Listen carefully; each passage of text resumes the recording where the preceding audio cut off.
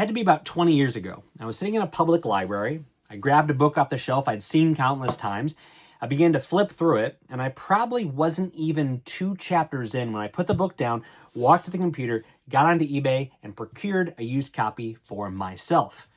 Now, what title would cause me to do something that rash? Well, we'll talk about it today on Casting Across.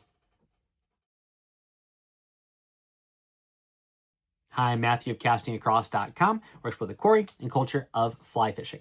Now, I had the privilege of living in Carlisle, Pennsylvania, and the surrounding region for about 7 years, and I'm an unashamed aficionado of the Cumberland Valley region of Pennsylvania.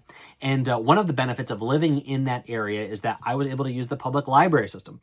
And not only did they have catalogs that catered to their clientele, which included a lot of anglers, but also in that area, there were so many folks that had large angling libraries themselves, and then after they passed away or when they were downsizing, they would donate some truly remarkable books to the local libraries in towns like Carlisle and Shippensburg and Chambersburg and Newville and Mechanicsburg and Camp Hill and so on and so forth. And because of my job at the time, I was in social work, I was up and down the I-81 corridor. I became very familiar with all of these libraries' catalogs. So I would encourage you to do the same thing, even if you're not necessarily in a place where there is a lot of fly fishing. With all the resources we have online today, there's something special about going to a library, going through the stacks, and finding a book that you may have not otherwise known about. And then you can do what I did, which was see the book, read the books, think, I want this book, and then hop online and you can probably find a used copy somewhere. That was true for this little book. What is this little book? It is This Wonderful World of Trout by Charles K. Fox. Now, it doesn't have a dust jacket, so I'm going to show you what it looks like here on the inside. A picture of Mr. Fox on the bank of the Letort, and also that if you zoom in, you pause. I don't know why you do that, but if you did, you would see this is the revised edition, 1971. The book came out in 1963. If you come across a copy, definitely pick it up from a collector's perspective, or you could send it my way. Let me know in the comments if you want my address. I would also say, though, that you should definitely check out the 1971, the revised edition, because there are more contributions to this book. So they both have their own value. But what is this book? Well, it's kind of a tale of two books, as is often the case with books from this mid-century period coming out of this area and from similar voices. The first 2/3 are technique, personal anecdotes, some local history, some fly fishing history. But it's a really, really cool time and a really cool perspective because the scientific method, as it were, was being used in a lot of fly fishing advancement of not only conservation, but also techniques.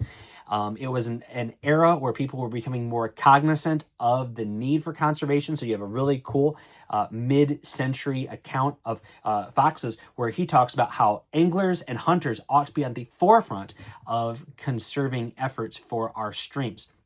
But there's just a lot of cool anecdotes, a lot of cool stories in here, and check this out. So if you think these small Pennsylvania streams have nothing to offer, well, this stream, this fish caught by Mr. Don Martin was a very, very large trout caught in a very, very large stream. I would encourage you to check out this account in this book, as well as all the other books that give you this story. I was able to meet Mr. Martin years and years ago and got it firsthand from him.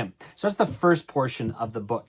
The second portion is really quite good because it is fiction, but it is fiction, as Fox says, that is based on kind of a composite picture of experiences that he had had, people that he had known, stories that he had heard. So you have fiction and nonfiction combined into one book. So this is, I would say, an essential book for the person who wants to begin collecting prominent voices in American fly fishing. If you are a Pennsylvania or Mid-Atlantic or East Coast angler, I would say this goes to the top tier of the books that you should be looking for.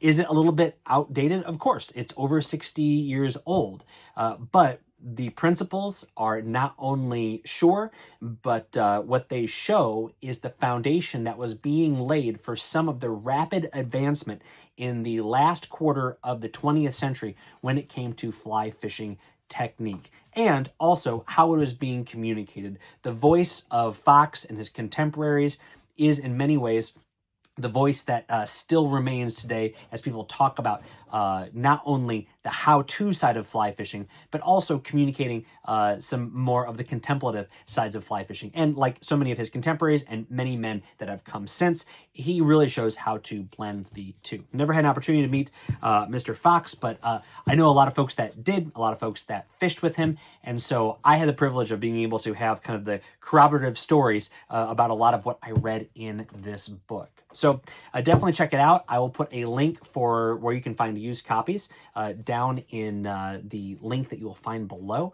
But if you've read This Wonderful World of Trout, then let me know what your favorite story is. You can do that down in the comments below. Then head over to castingacross.com, where there's 3 posts a week on the people, places, and things that go into the pursuit of fish.